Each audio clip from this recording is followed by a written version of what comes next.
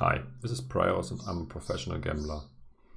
Today we will look into another YouTube video from BCP Poker Replays. Shout out to him and thanks for uploading this content. And yeah, we will look into the hands played. From the original content has no commentary, and yeah, I will do my best to commentate and yeah, tell you what the players might have thought and how good or bad I rate the play. So let's get into it. The title also is very promising. It's saying $1 million stack with, but yeah, not sure if it's just clickbait or if we will see a $1 million stack really. Let's see, and let's get into it.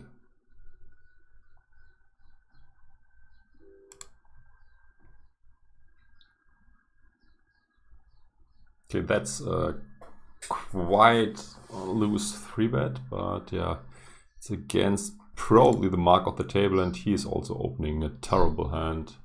This is like bottom, I don't know, 80–90%. Let's see how this develops. Both flop marginal.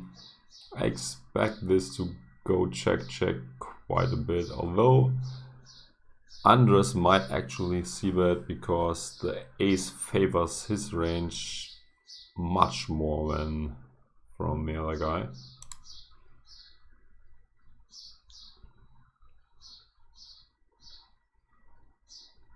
Okay, we see a continuation bet. Okay, now he's betting turn again. That's quite an interesting decision. I'm not sure if I like it.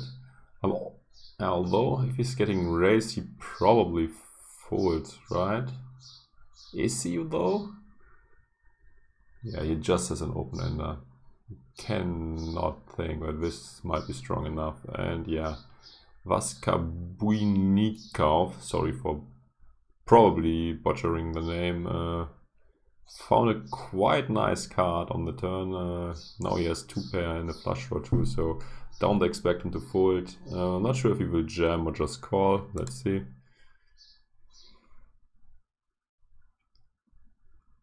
Just calling. Okay, now he has a flush and the straight also got there.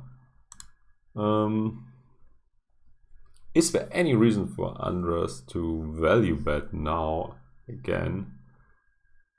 Okay, actually he's already facing an all-in. So yeah, he's getting quite good odds. I mean, he doesn't have to call the full 88k. He just has 49k left, so it's a bit more than a half pot size bet he's facing.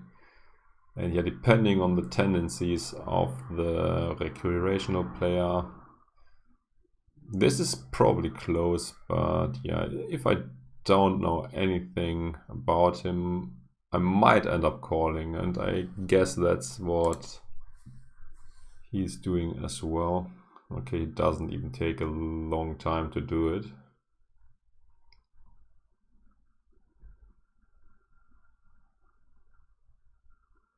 Okay, this might be another marginal open, but this is way better as he's in the cutoff. He also bought the button with his raise. Yeah, this also is a very loose 3-bet. Against a normal player, this would be quite bad. I guess he's trying to isolate. Let's call him Vasca from now on. He's trying to isolate Vasca, and yeah, he got what he wanted, but not sure if that's the hand he should choose for it. I personally would not do it, but yeah, you will have better spots later on. Seems like these guys are trying desperately to go after him. Okay, this looks like an action flop. Probably none of them will be able to get away with from their hand. Yeah, he's just committing himself. And Vaska probably... Oh, he's just calling. Interesting. Yeah, so... Now it's getting in. Kind of standard. Yeah, Vaska indeed is running hot.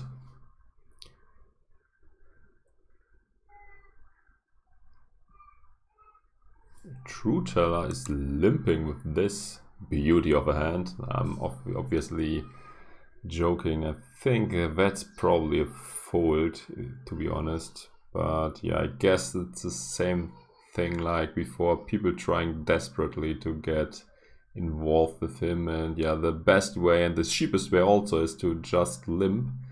Hope that Vaska will isolate and hope to get heads up against him with a hand that is not that bad, but also not an open in a regular game.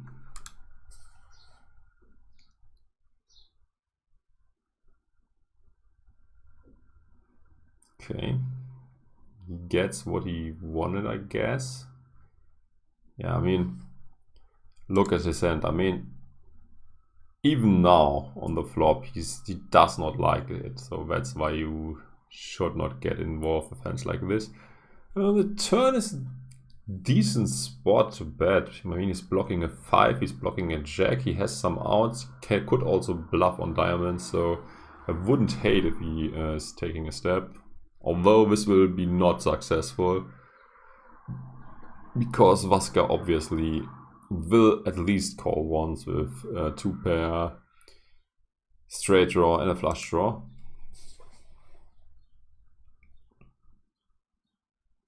Let's see what Trueteller decides to do. Okay, he fires a decent sized bet and as predicted gets called.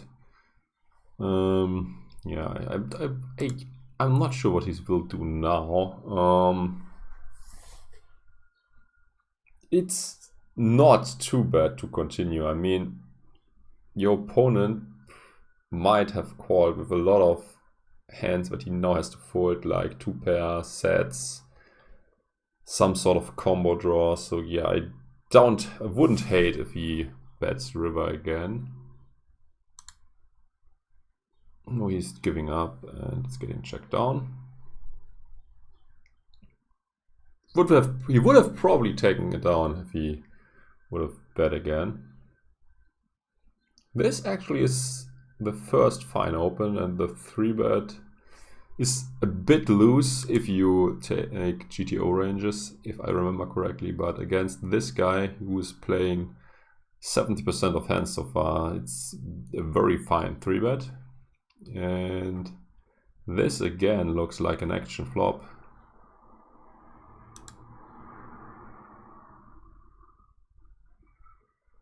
Will he be potting again? I wouldn't blame him. I mean, if they get it in, this is a dream scenario because they have the same draw and Michael Zhang is dominating him very hard because he has a pair too, and yeah, Vaska has no pair and yeah, will be crushed if it's getting in right now. Turn is probably a check. This card scares both of them.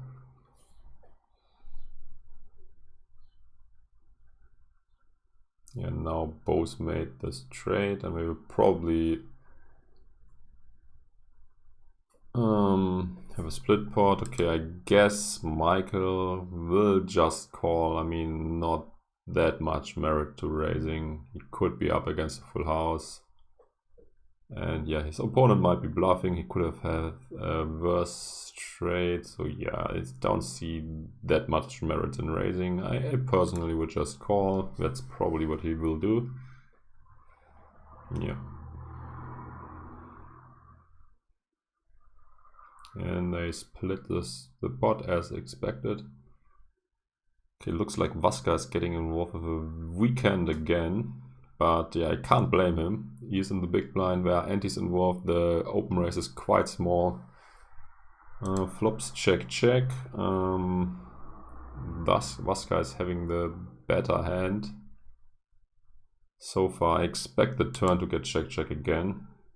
Maybe Trueteller takes a small step, yeah, which what he does. Let's see if Trueteller will give up again on the river or if he will try to steal it this time. I mean, a lot of stuff is busted. Vaska wasn't showing too much strength yet. I wouldn't blame him if he would try to steal it. I think actually it's a good play against someone with such a loose range, so yeah. The 2 pots already, which Trueteller could have taken down if he would be a bit more aggressive. Maybe these guys study too much GTO and don't train anymore to play good against these recreational players. Don't know Michael Zhang, but he's probably a pro too, so this hand is probably played between 2 pros. Pre-flop looks standard. Flop, what's the best flop strategy? Wouldn't blame Trueteller if he would bet here. His hand plays terrible if he's checking back, and he has potential future blockers to the straight with his kings, and yeah, his range should hit this board a lot harder than Michael's, who will defend the big blind quite wide, getting the discount with the antis in play as well. So yeah, might be he's making a range bet, and I expect Michael to just call, probably not raising. Okay, that's the scenario I was talking about. I mean, for balancing sake, Trueteller now has to barrel off in my eyes. Let's see if he does this. Michael now has at least to call the turn and make a decision on the river. At least that's what I would have done. Okay, now Michael could actually consider to turn his hand into a bluff and bet the full pot. He has a perfect hand to do so. He's blocking all other full houses. And he can get straights to fold. But I guess he will just check, and Trueteller probably does the same. I mean, once the board pairs, there's no much benefits to bluff, and I mean, he's not representing much anymore if he's betting again, and yeah, Michael takes it down. Oh, looks like another 2 big hands will collide here.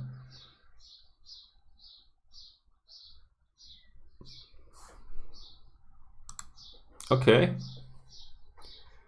Now I wonder why Trueteller is still in the hand. I mean, in my eyes, it's probably a fold now. And yeah, let's see what happens, but I think that's probably not good enough to 4-bet.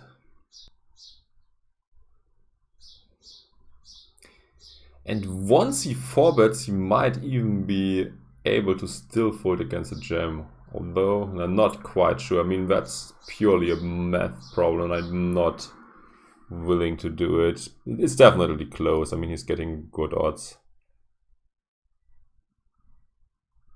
Yeah, we run it twice. And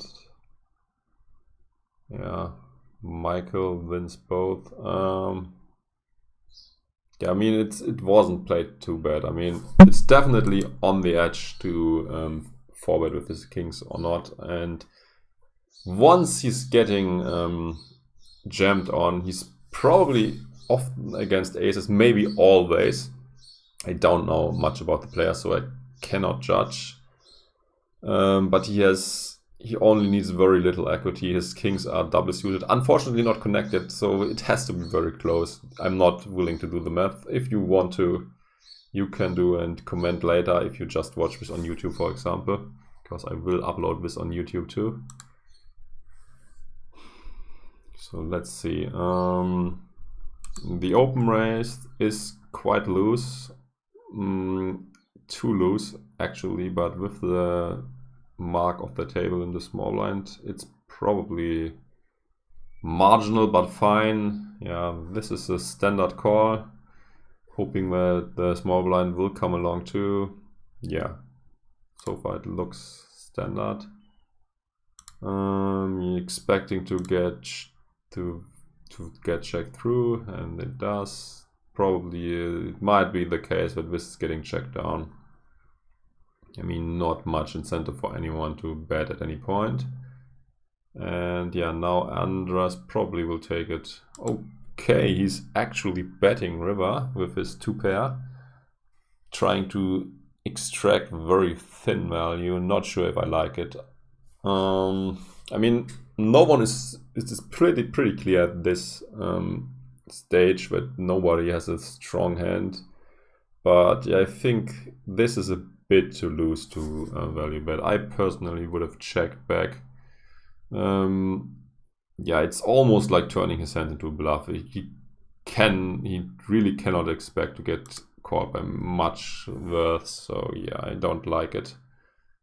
I mean, it's even close with the straight if you should call, but yeah, getting these good odds and only needing to be good 25% of the time, and after it's getting checked 3 times, he could have just stepped. So yeah, I guess the straight is a call.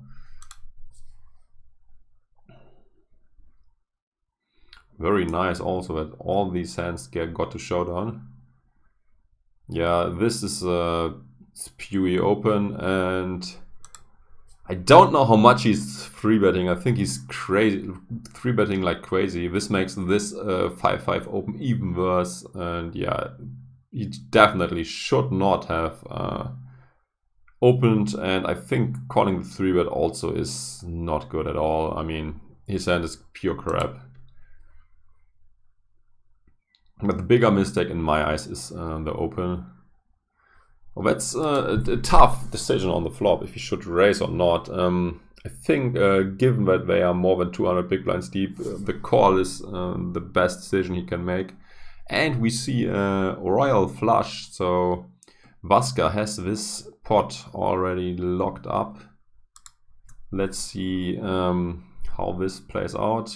He probably will be tricky trappy now. Fish always do this if they have a very huge hand.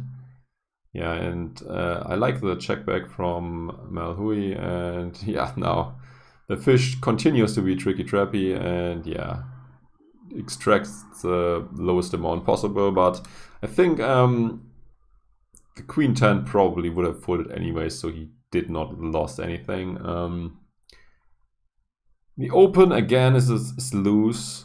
The 3-bet is even looser. I don't like it with his hand. It's again a bit too loose, even though he's quite active, but he also has 2 guys behind him, and his hand is just like a piece of crap, to be honest. So these guys are overdoing it a bit, but yeah, he flops great with this pot to strike ratio, and the money is just going in. And yeah, Vaska also has a little something. Yeah, he has a straight draw, a pair. Yeah, so can't blame anyone for getting it in on the flop. And yeah, the big draw with the pair is actually a small favorite. He takes first pot, I think, and takes second as well.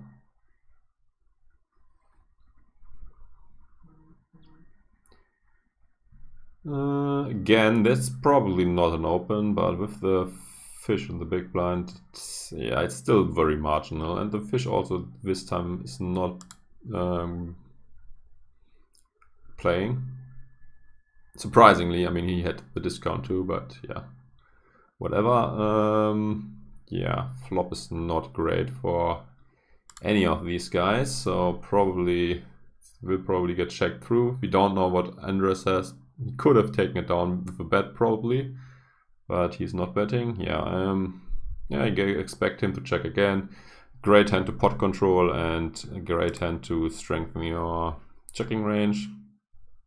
And what is this now? 6, 7, 4, 5, 6, 7. So straight from this guy, and he has a flush.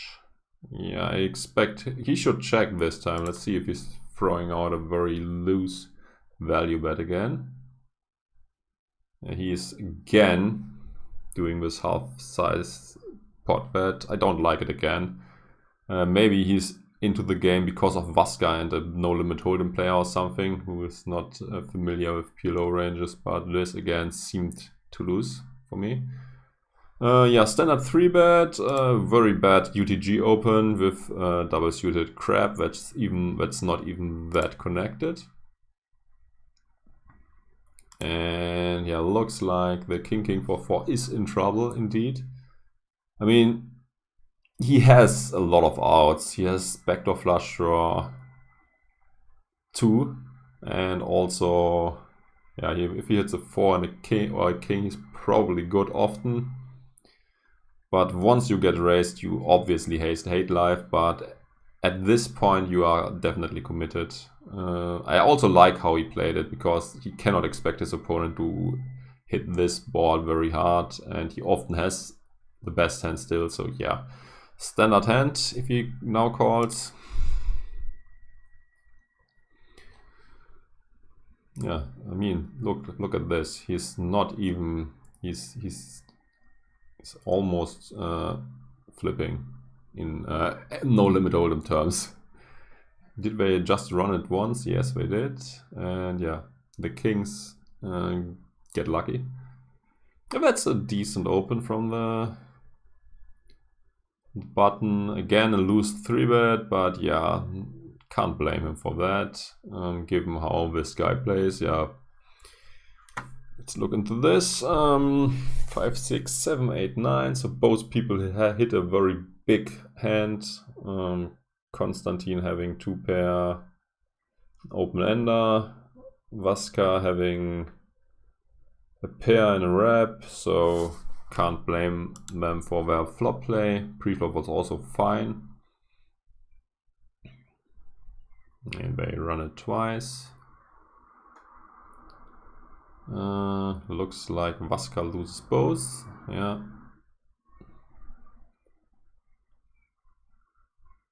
Okay, a hand with no whole cards, but let's still look into it. Maybe we can narrow down the ranges.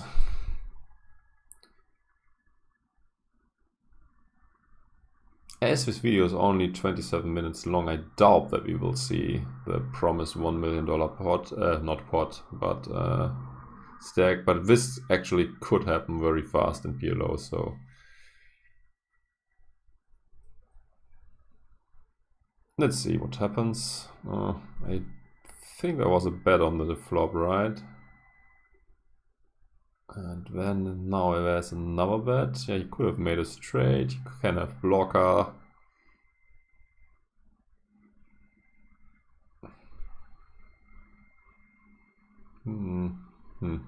Interesting. Expect him to bet again, actually, and yeah, as we have no whole cards, probably Konstantin. Oh wow! Okay, Konstantin probably has nuts, and Vaska was just bluffing and folding for like getting insane odds, so he definitely had nothing. Okay, again a very loose 3-bet and a very loose UTG open. Cold calling with this hand is also very loose. But with this stack size, I mean, I understand it, but I think it's a bit too loose. Double suited, I would say calling is fine, but with this hand, not that good connected, I think folding probably is the better line to take. And yeah, we see someone flopping a straight, and another guy flopping a straight, and another guy flopping a backdoor flush draw and 2-pair. So expect this to be a flop with quite a lot of action. Not sure if Trueteller should call flop. I mean, it's quite a big bet, and on the turn they have about pot size left, and he's just having 2-pair, and yeah, I mean, he has a backdoor flush draw too, but I say his hand in my eyes looks a bit too weak to call here.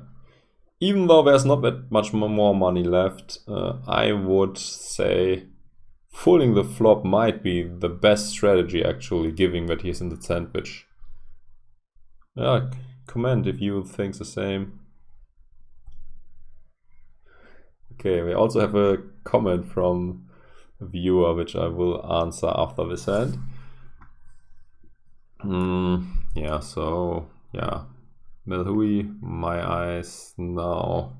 He has a tough decision. Should he just call, waiting for a safe turn, or should he stick it in right now?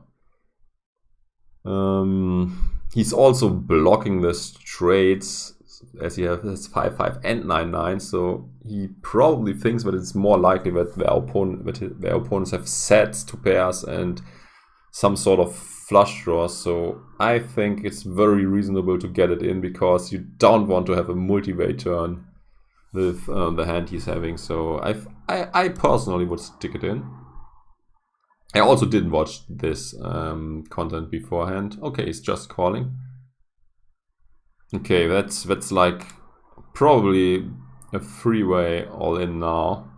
Trueteller now has a straight draw, although it's a very weak one. He has 2 pair and a flush draw.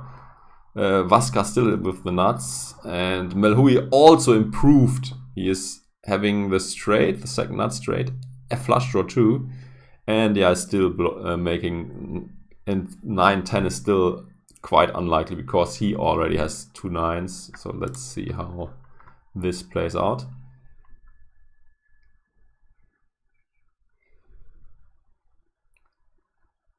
I mean, Trueteller probably cannot fold anymore. Yeah, he cannot fold anymore. Yeah, Vaska definitely should get it in. Trueteller will not fold. Is Melhui putting the rest in, or is he just calling and leaving 5k behind?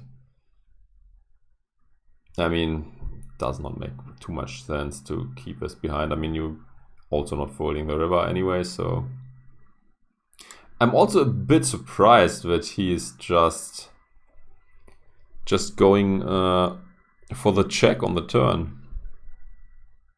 I mean, it's quite dangerous, and Vaska could easily check behind, and you don't want this to happen. I think it's quite reasonable to get it in his shoes and not to check again. Okay, unfortunately for Melhui, he got it in drawing dead. Trueteller still has 27%, and Vaska is a huge favorite. And it is a spade. No one is having spades, so Vaska will take it. Okay. Maybe we can still do the big pot. Yeah, Daniel Negriano is dancing. The question from chat is, what do you do for a living nowadays? Did you make so much from poker pre-Friday? He's mentioning this probably means Black Friday. But you don't need to do it anymore. What do I actually kind of retired from poker. I'm now professional influencer and making money from YouTube and Twitch now. That's also a joke. I mean, I didn't make any money from this yet. It's just for fun, and I enjoy making this content. I mean, not always, but often. Yeah, actually, I made quite a fortune from playing poker back in the days. I also earned some money in the casinos, although the casinos also got very bad, and poker also isn't great anymore. And yeah, so I'm sort of retired at the moment. I'm trying to get an influencer. Now, not really trying, but yeah, would be nice. I mean, I really enjoy making content, and if more people would watch my shit, I definitely would go down this road. But yeah, maybe I'm just not charismatic enough, or my English is too bad. I don't know what actually it is. So yeah, I made some good decisions in life, also some good investments, and yeah, therefore I have money that's probably enough to last for the rest of my life. So yeah, I'm quite fortunate. And yeah, I'm still doing some casino, some poker, and yeah, it's enough to have a good life. Okay, let's continue with the content.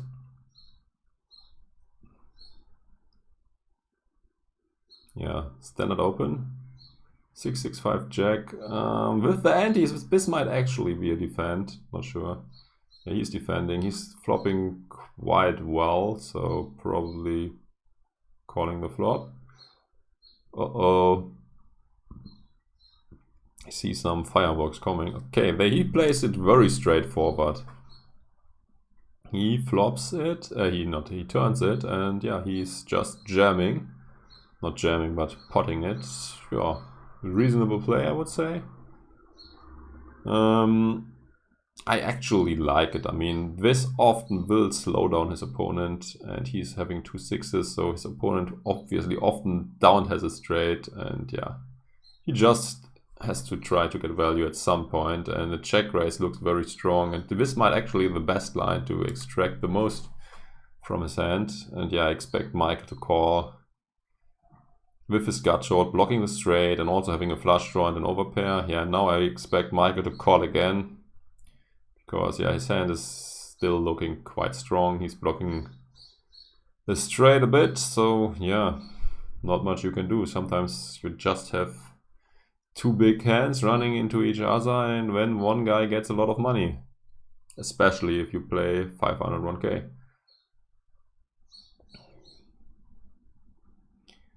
Esmelhui raises. I also don't like his open raise signs. I think he should raise a bit bigger.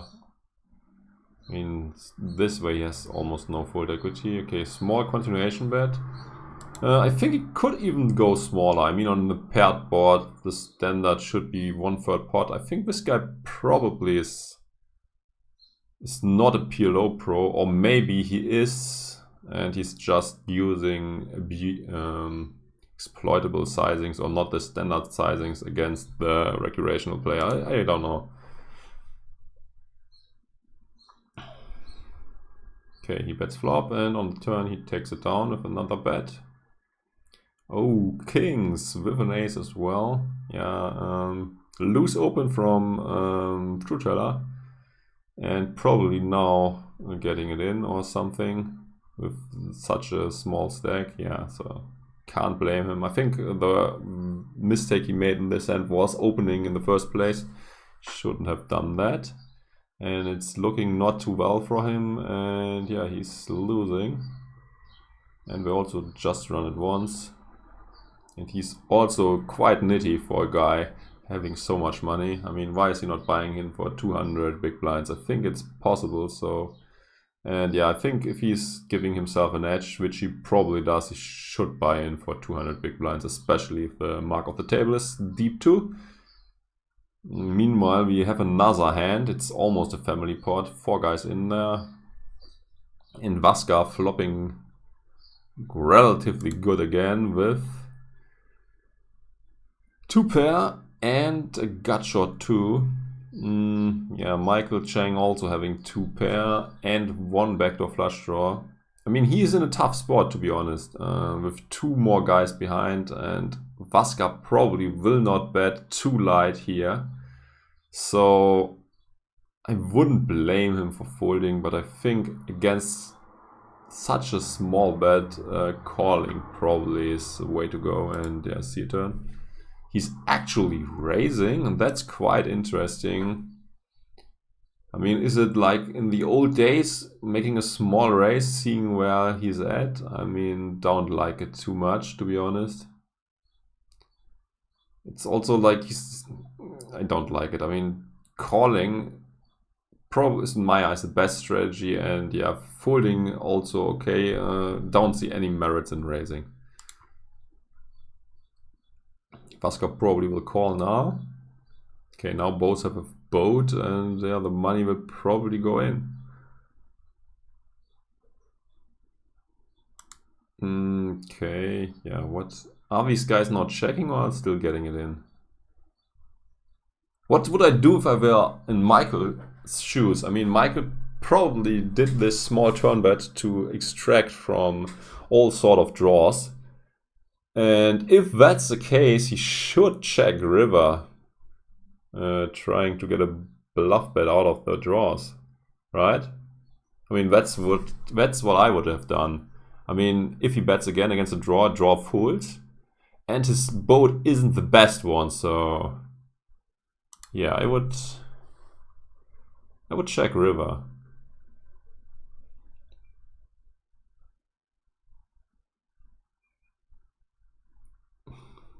I mean, what is he expecting to get called from? 5-6? I mean, that's the only thing he's beating. Or like hero called by trips. I think check was the play there. Okay, again a hand where we have no hole cards, and it's a lot of action pre-flop, and yeah, the 4-bet just takes it down. Tilt. Okay. Yeah, I'm not sure. I have no sawn. Didn't see any sims with antes. I mean, he's getting a great price. Maybe he, yeah, but I mean, not sure if he should call or not. And yeah, it's definitely not a big mistake either way. And yeah, he flops quite well. He's just checking, and Andras has basically nothing and still makes the continuation bet, hoping to take it down with a very cheap bet, having a little bit of backup with a gut shot. Hui could now do two things. He could raise it or just call. Probably just calling is the way to go and strengthening his calling range. And also this hand plays terrible if he's raising and getting called, because almost all turns suck for him. So yeah, like how he's playing this one so far. Now 3-4 got where the button is way more likely to have the straight than he, although that's actually not true. Both can have it. I mean, both have very wide ranges. So yeah, anybody could have the straight here. I expect him to check again. Andras is deciding to continue to bluff. Yeah, he's blocking the straight at least a little bit. He's also having a spade in his hand, so I don't hate it. And on the river, yeah, he also has, yeah, the river he might. That's interesting if he's bluffing again or not. I personally would probably give up, but it's also a bit opponent dependent.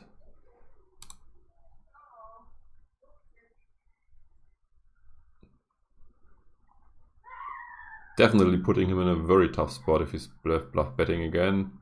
But seems like Hui does not think that it's a tough spot at all, because he snap calls basically. Yeah, let's see. Let's talk with chat a bit and then continue. The next thing that is posted is if you want to make it in YouTube world, you actually have to put some effort in them. The quality of your videos is just quite poor. Do an experiment and work like 10 hours for one video. Obviously, a strong German accent can be hard to understand, but it's possible to work on that too. Already, it seems to me your accent isn't as strong as before. Yeah, definitely. I think my accent improved a lot. I'm also nowadays watching almost all TV shows and stuff in English to improve in the language. And yeah, also watching a lot of YouTube stuff and this, and also reading a lot on the internet, and all this is in English, and yeah, this helps a lot. And actually, I think you're probably referring to my old videos. I mean, my new ones are actually edited quite well, and yeah, I think they are actually quite good, to be honest. And in some, I invested like 20 hours or something. If you don't do YouTube yourself, you can underestimate it very easily.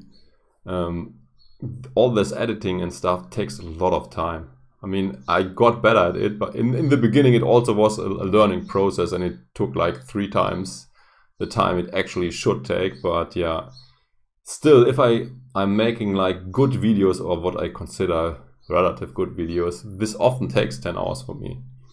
I mean, many of my videos are, for example, with a green screen, and all the things you see in the back is edited by myself, and yeah, that's quite a lot of work. I also think that my videos are kind of underrated, because often I have very good content that is not shown anywhere else, and yeah, it's for free, and even if the presentation could be a bit better, yeah, the information in it is often very valuable to a lot of people who want to learn how to gamble properly. And yeah, I think yeah, my videos are actually good, but it's also hard to win against the YouTube algorithm, let's call it this way, because yeah, almost only the big guys got recommended, and it's very hard to get up there as a small dude. Poker is also quite a small market. It's hard to have a lot of views. Yeah, true, but it is possible. I mean, Doc Pork did it. He is, I mean, how many subscribers did he had? I think he is having like 300k subs probably. And also Joey Ingram, for example, is also doing quite well. So it's possible. Yeah, but it's definitely a niche market if you do casinos and gambling and poker.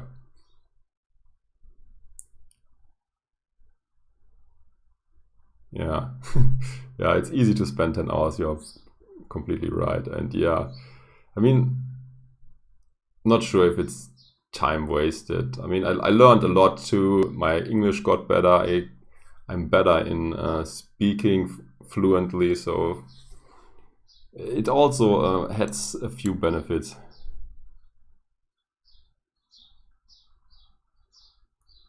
Yeah, thumbnails I struggle a bit. I mean they are definitely a lot better than the old ones, but I'm not very creative, and it's very hard to come up with a good thumbnail. And yeah, although some of them are good. To be honest, in some I also did not put too much work, but often it is like, if it's like a short video, me playing in the casino or something, the thumbnail often takes as much work as doing the video. So at least I put some effort in it. But yeah, probably you are right. Thumbnail is probably one thing I have a lot of potential to improve. But yeah, let's now get back to the hands, because that's probably where most players are here for. Queen, Queen, 7-7. Yeah, standard open. Melhui, probably too loose to continue from this small blind. Well, with the fish, I can't blame him. Antes are also in play, so yeah, probably fine. This again is interesting. He's again value betting very thin. Flop also was 3-way. I mean, he's getting himself into quite a lot of trouble in my eyes. I mean, if he would have had a decent small blind range, because his cold calling range is not supposed to hit this one hard. So if he's getting raised, he's like in a world of pain. I definitely would have checked in his shoes. But he's getting caught. I mean, Michael Chang also probably might think that he might be full of shit, and he's also blocking the straight. He's having some backup. I mean, if he's setting a 7 or a queen, he probably has the best hand. And yeah, that's also what happened. So I guess river might go check check. Yeah, this Michael Chang seems to know better what he's doing. He's not value betting too thin and taking the free showdown. Oh, king's definitely good hand to raise from the button. And yeah, Vasca is not folding a beauty like this, although he should from theory standard point.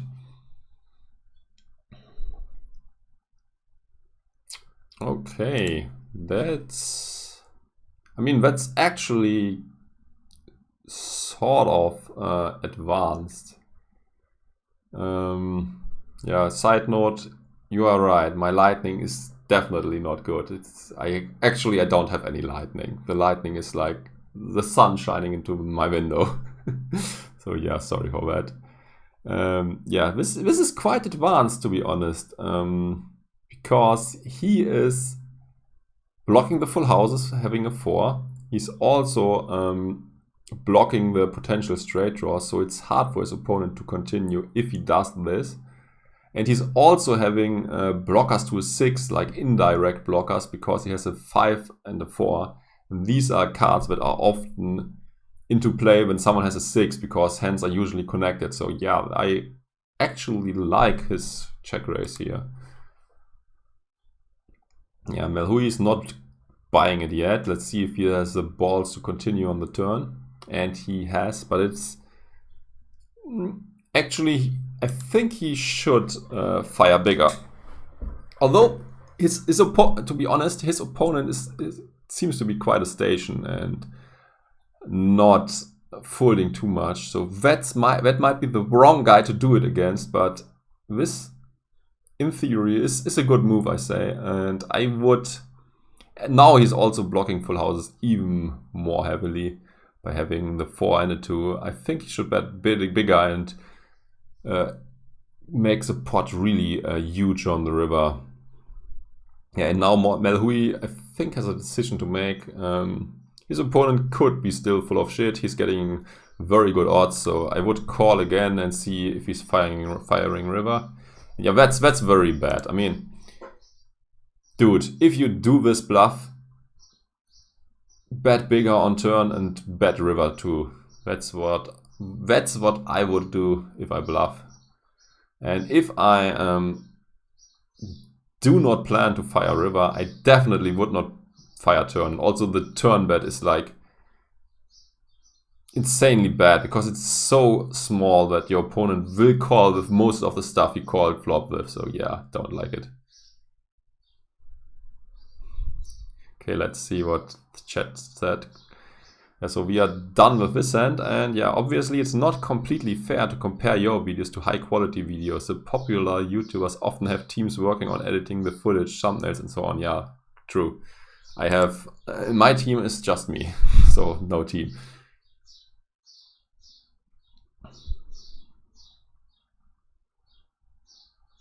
I think given that that this is all self-educated and I learned it in a quite small time. I mean, the videos are decent. They are not perfect, but still good enough to have more viewers than they have at the moment, I would say. I mean, other poker dudes, like, how is this Raise Your Edge guy called? I mean, these videos also are not edited that well. He's just sitting in a chair, not having a green screen. So yeah, I mean, against my videos might be a bit worse, but not a lot. And other people doing Twitch or Jay Nennis, for example, the videos are also not that high quality, I would say. Maybe a bit better because they have like a better microphone, maybe a better green screen, overall a bit better setup. Also, Jay Nennis speaking English very well, but yeah, not that huge of a difference like the viewer count is, so I would say. And also Jay Nennis, and not sure how this German Raise Your Edge guy is called, they also often, it's like they are holding back stuff all the time, and I definitely don't hold back that much, or often don't hold anything back at all. So from the input I give, I feel like my videos are even better than from these two guys. Yeah, it looks like they both have a very weak hand. Yeah, turn call from Vasca is not good at all. He should definitely fold, and yeah, the river is going check 100%. I would be very surprised if Konstantin's betting again. Yeah, it's check, and he wins a small pot with not that good aces. I mean, as these like the board run out in a way that aces were not a strong hand anymore. Okay, standard open, standard defend. Yeah, standard check. Yeah. What do I think of this? I think on a paired board with a weak flush, you are better off pot controlling and should not bet on the turn. On the river he bets again. What the fuck is he doing? I mean, is he caught? Is he now bluffing with his hand, or what is he doing? I don't get it. Yeah, seems like he's turning his hand into a bluff, or he's just not knowing what he's doing. Actually, in Konstantin's shoes, I feel like this is actually a tough spot. But yeah, he doesn't take too long to call.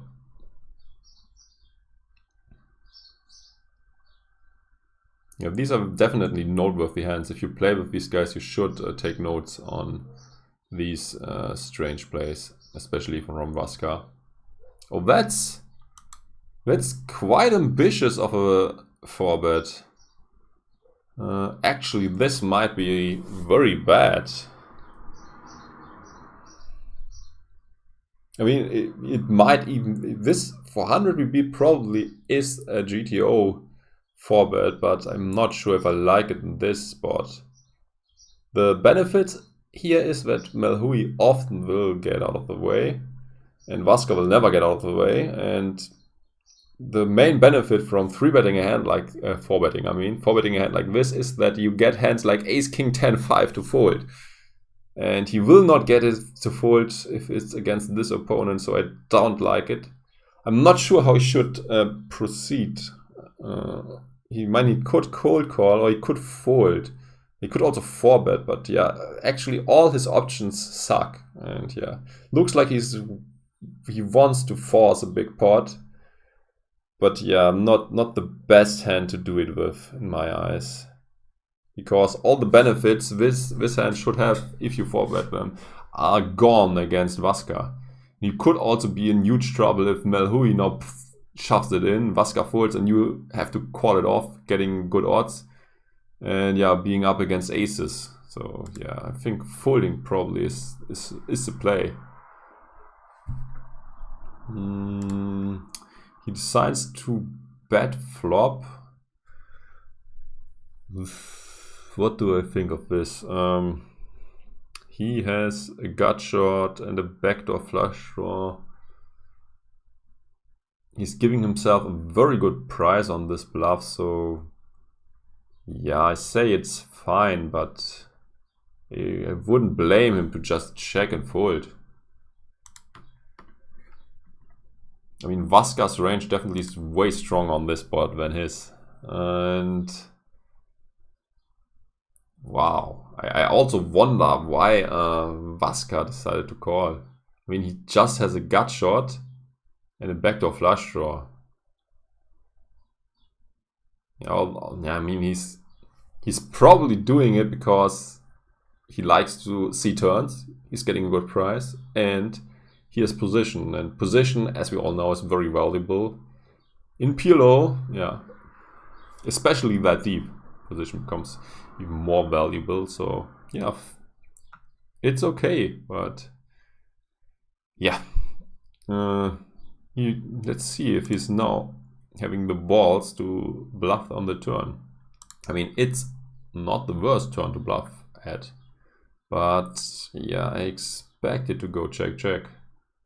But I wouldn't blame him if he now bets. He could bet small and shove rivers, especially the rivers with no spades, because main hands that called small turn bets are like aces, for example, or hands with a spade draw. But yeah, okay, this now seems quite terrible, because I mean, if you call flop with a hand with almost no outs, you have to try to take it away on a later street, and he doesn't. And I expect it to go check check again, although this actually is fine because now he has straight and he's not winning anymore. But yeah, I think a small turn bet would be advised. Okay, that's a very good call, I say. Because yeah, I like the call because yeah, Konstantin's hand range should be high card heavy. I mean, he probably would not bet aces or kings, which he might have played pre-flop this way, but yeah, he can always be up against some random stuff that is now needing to bluff, and he's also got a very great price on the river, so he has to call once he made his hand. But yeah, not sure about the turn play. I mean, if you continue with very little outs, you have to have another plan than just hitting your hand. Maybe he was checking turn to bluff rivers if he's not improving.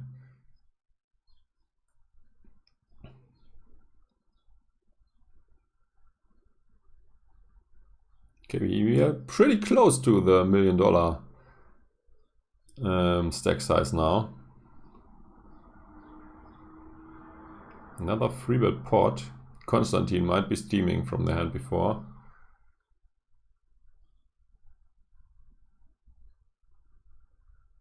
And that's a great board for the pre-flop aggressor.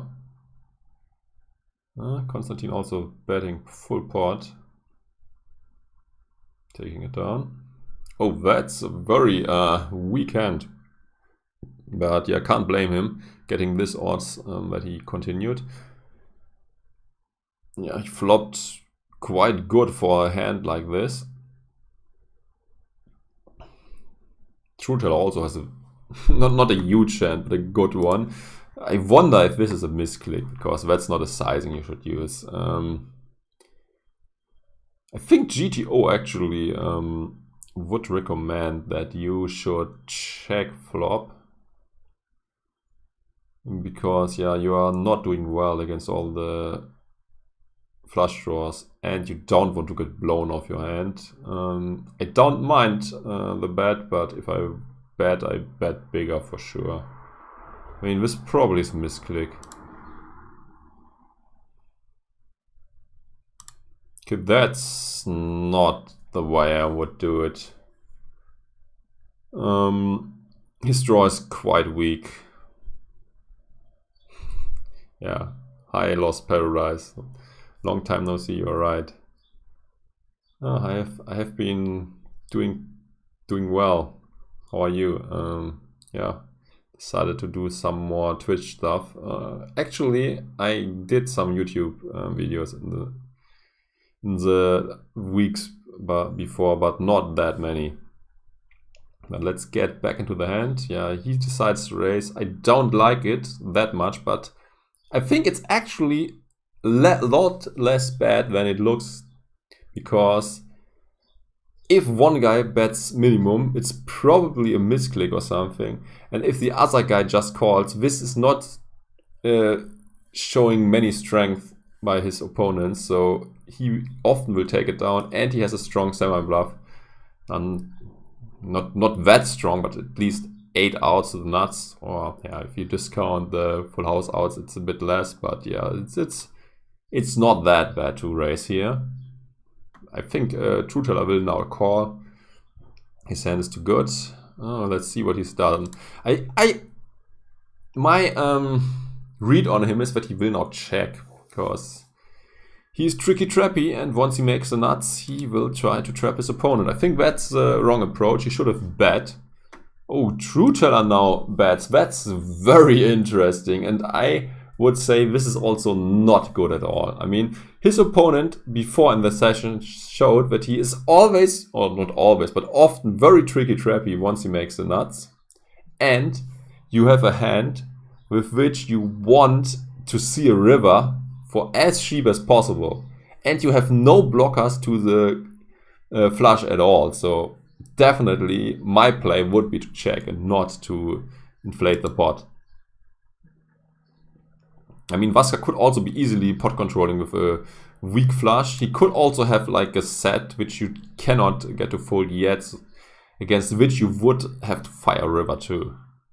So don't like it. Let's see if Trueteller now fires again. If he, I mean, in the past he was always just firing one bullet. Let's see if he's betting river now.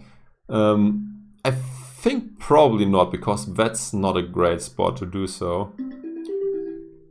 But yeah. Yeah, stop it. Okay. Yeah, we'll take this call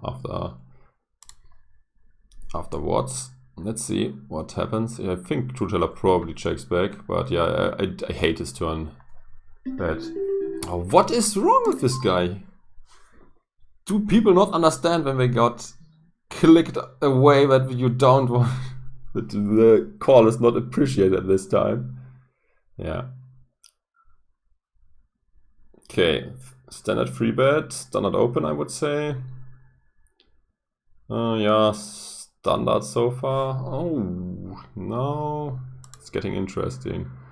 Yeah, I mean, in Trueteller's shoes, you cannot do that many mistakes. I mean, if you raise, you look like you are full of shit. The sizing sucks, to be honest. I mean, against this guy who seems to not know what he's doing, it might be okay, but yeah, you want to be able to bluff in spots like this, and pot size is a bit too big, I would say. But yeah, this is also due to stack sizes a bit, but yeah, yeah. I mean, I also don't hate it that aces did not fold, because he has a gut shot too, and his opponent could be doing this with some straight draws, although actually it's probably a bit unlikely. But yeah, I mean, it would be very exploitative if you fold aces, let's say it this way, but you are never in very good shape against the range if you get it in on the flop with this hand. Oh, thanks for saying that. Yeah, seems like at least some people think that my streams are educational and fun. Yeah, thanks for saying that. Okay, aces, standard open. And we are free bet to the flop. I actually think that this is a decent spot to bet aces, because it's not getting any better. And you also have a lot of backup with 2 backdoor flush draws. So yeah, I think betting flop is fine, and you want to thin the field and get money in when you often have the best hand. Yeah, but checking is also not too bad. But yeah, I personally would have bet. Let's see if he's now betting turn. He improved a bit. No flush draw, unfortunately, for Melhui, but at least he has a gut shot now. Or is Andras now betting? I mean, it's not too bad if he does. At least he has a double gutter and top pair. So, yeah. Looks okay-ish, but yeah. Personally, I would probably check with his hand. And I would consider to bet if I would be in Melhui, sure. Turn. River is interesting. Let's see what they did do. Probably they do nothing interesting and just check down. This actually might be a spot to consider to value bet very thin. I mean, Melhui could now bet against a king, hoping to get looked up. I mean, he could easily be put on a missed draw. But it's also hard for your opponent to call, because you block ace-king very heavily, so probably checking back is the way to go. And to do this move, if you have only aces without a king or something. But let's see if he is thinly value betting. I wouldn't be surprised, because he did this a lot. And wow, he's also, I'm not sure if this is speeded up or if this was like real-time snap call. I think it's a bit speed up, but also quite a quick call. I mean, he probably thinks I have no club. There are all these straight draws out there, so he thinks that he has to call, but yeah. This is a classic spot where someone is getting owned, because he levels himself into a call. Okay. Nice hand. I like how he played it. Really like it. Well played. Okay, another hand without Holecards. Actually, the thumbnail might not be clickbaity if we see the $1 million stack size here soon. I mean, he's close to it with 900k. Probably with the worst player on the table with a big distance to all the other guys. So his skill is he's so loose pre-flop and also made some bad decisions post-flop. Will end up having 1 million at the table. Okay. Okay, now it's an all-in on the river and he folds. Yeah, I guess he was probably chasing some sort of draw or yeah, deciding to make a thin fold with something he expected to be good before. Okay, this is, I mean, for blind versus blind, it's fine to sometimes 3-bet this hand, and yeah, now the money might be going in here. Can't blame anyone for this flop play.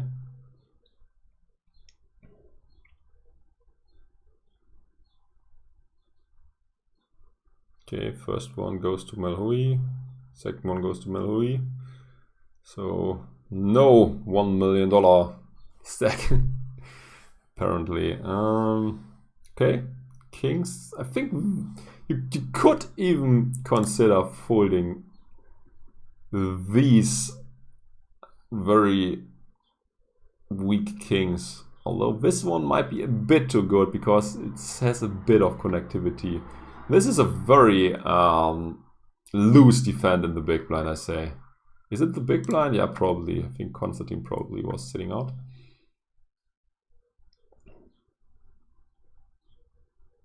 GG, yeah, okay. Vaska now leaving. And yeah, now both guys made the straight, but they both have to be scared to run into Queen Jack. Although the stack size isn't that big, so maybe they are comfortable to get it in.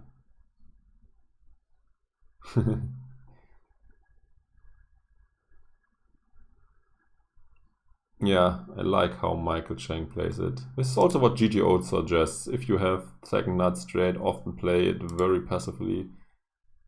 And yeah, now I think he has to value bet again. Yeah, which is what he does. And we split the pot. Standard hand.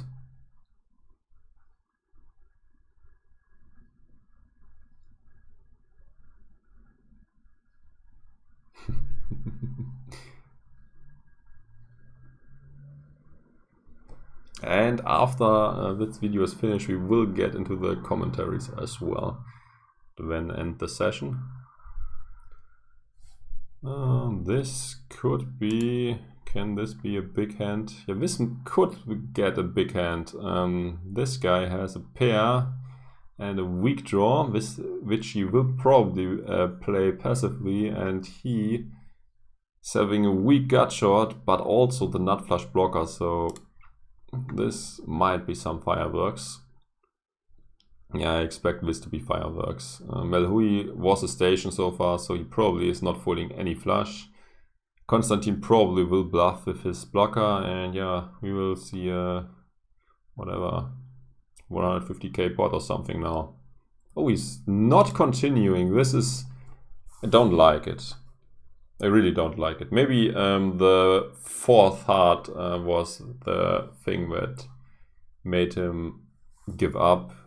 But, or maybe also the fact that now a straight flush is possible. But yeah, I think in general, if you have the nut flush blocker, you should be very aggressive, and you should be also very aggressive if you have the nut flush.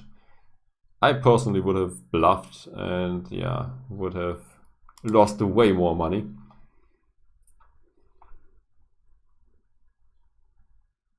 Okay, this is probably ending very soon.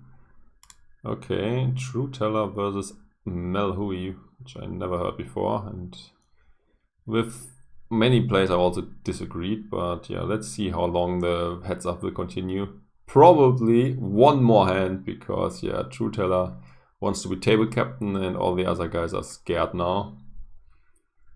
But he's definitely playing his button, so let's see the last hand.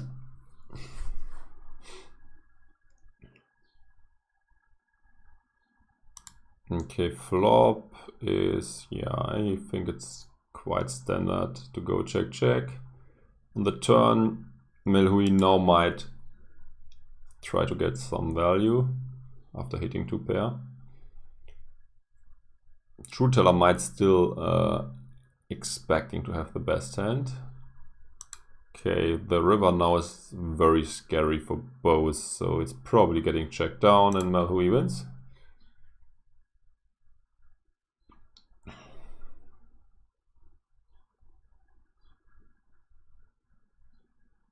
He's taking some time. Is he he's again considering to make a thin value bet, and seems like Trueteller called because we see both Holecards.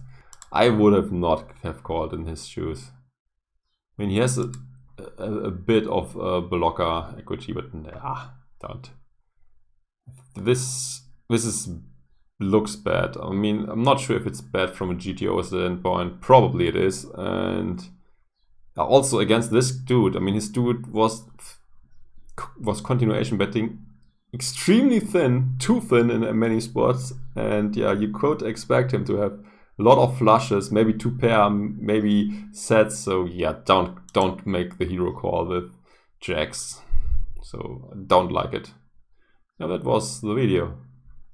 Yeah, I hope you liked it. Again, thanks to BCP.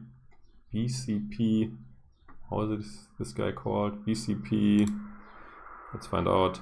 BCP Poker Replays for uploading this content. It was fun to commentate this. I hope you liked it too. Let's now come to the commentaries. If you have any questions, feel free to ask. I will answer all your questions before I end the session. So let's get to the only comment so far. So if you have spent 10+ hours on a video, try 50 hours just one time. You can work 1 or 2 hours a day on it and release it a month later. Search for a small market hole in the poker world. Find what people are actually searching. Make a high quality thumbnail or pay someone for it. Don't add any text to the thumbnail. Make it so that it doesn't look the same as all your other thumbnails. Keep the video short, 15 minutes maximum. The shorter it is, the easier it is to keep the quality up. Yeah, thanks for your advice. Actually, on some videos I spent a lot of time. Actually, on some also I spent an insane amount of time, but it was not successful at all. And some others with very low quality are very successful. We can shortly look into this. So what's the video where I spent almost no effort in it? The second most successful video in my channel, which is we can sort it by clicks, and yeah, this one, 252,000 roulette scam. I mean, this was probably done in like 1 hour, maybe even less. No editing, nothing, and it is getting 18,000 views. But this one I put a lot of effort into. The Poker Pro Core cheating using real-time solver. This was also a hot topic at the moment. And I probably invested like 25 hours or something in this video. I think this is also a good one. Yeah, also all these GG research videos usually took a lot of time, but they are also like successful for my channel. I mean, they have a lot more views than the standard videos. What are you playing these days? I would love to play Magic the Gathering, but don't know people to play it with. And yeah, I also only play the old school stuff, and it's very expensive to get the cards. But I also don't mind to play against fake cards. Yeah, I got what you meant poker-wise. Actually, I think I did not play it for like 1 or 2 months at all, because yeah, was busy doing other stuff, just doing some casino stuff and no poker at all recently. It was also because I spent some time in Germany, and yeah, from Germany poker basically is dead at the moment, so I wasn't able to play poker. And yeah, also I think it's not worth anymore. Live poker, no, I hate live poker. I mean, I don't think that I give much away, but I might be. And it's just so damn boring. I catch myself all the time playing very stupid hands because it's just so boring. If you card that, you at some point start to play some very bullshitty hands because it's so boring. And yeah, often in casinos you also have to play with dudes you don't like at all. I mean, online you don't have to see them and don't have to listen to them. But if this gangster type people who are often the fish in the game and try to launder money in casinos or stuff, you often meet these people, and I don't enjoy sitting with them on a table at all. And yeah, I also don't think it's that profitable to play in a casino, because yeah, often you have to pay for getting in, then you also have to pay ridiculous amounts for the drinks and stuff, and yeah, it's just not worth your time. And it's also, I don't enjoy it much. I mean, it can be okay if you go well with your buddy, but my buddies are usually also good poker players, and that's taking away one seat for a potential fish, so yeah.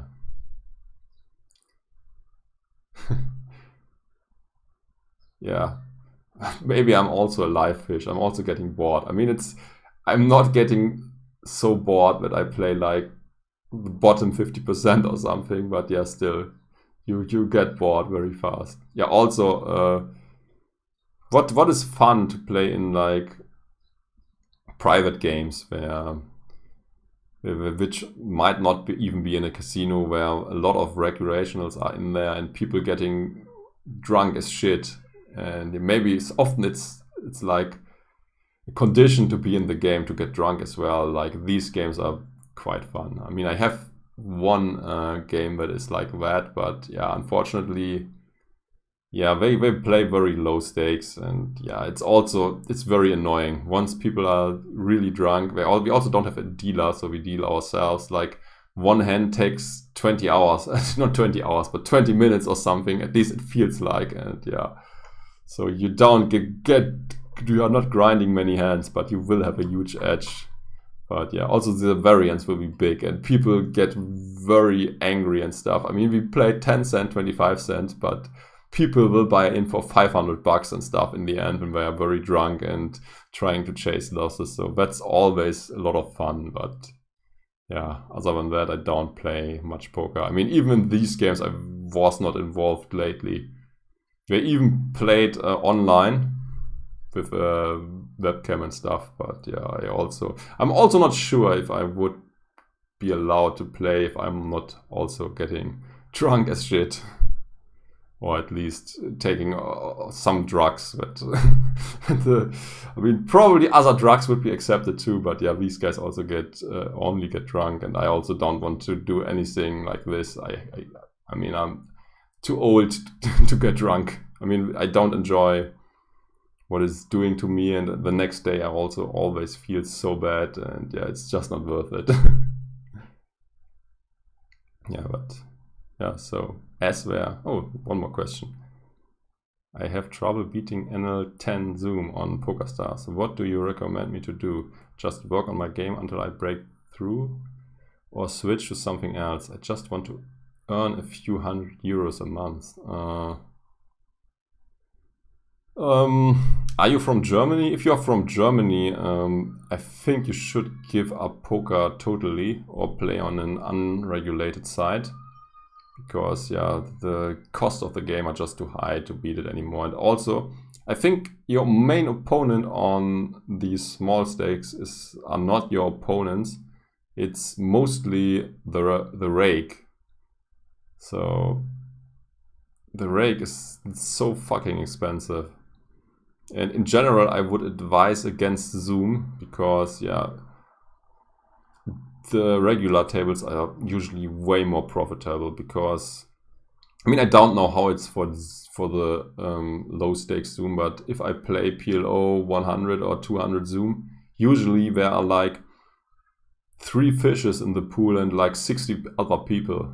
So on 20 people, there's just 1 fish, and the fish rec ratio is just very bad. And if you go to regular tables, you often have in 6 max at least 1 fish, sometimes even 2 or 3. And yeah, this has to be way more profitable.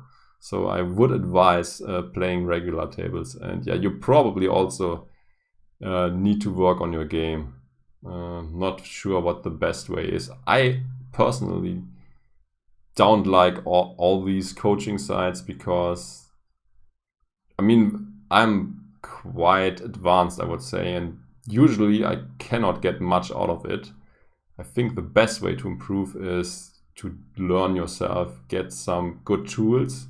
Like for PLO, it's like, what do you need?